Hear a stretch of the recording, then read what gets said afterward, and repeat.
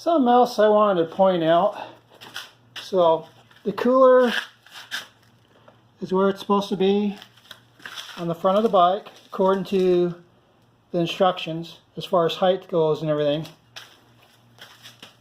If you can see, it's kind of, it's not straight to the front, it's kind of tilted in.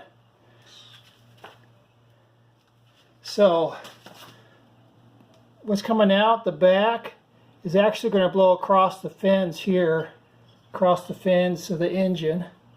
But you almost have to do that so it can clear, the engine guard, because I only have like 3/8 of an inch here. So by the time you get it all set up with the hoses and everything, the shifter, let's see if I can get a better picture of this. The shifter is really close to the fitting and the bottom of the UltraCool. So it still shifts. For example, shifting up, if you look at, here, let's go with this one. Shifting up, it clears. Just barely clears. Shifting down, it's obviously not a problem. I've got mine adjusted as far out this way as I can get it, but you don't want too much, because you don't want this linkage, you'll slide back and forth here if you have slop. So that needs to be tight, and you can tell mine's got very little movement there.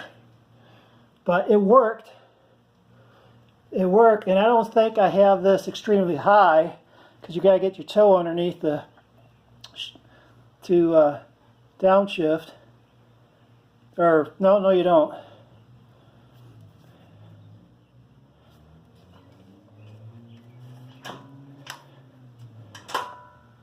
I suppose this could be brought down a little bit more, because you're just using that to downshift. So I suppose you could bring it down some.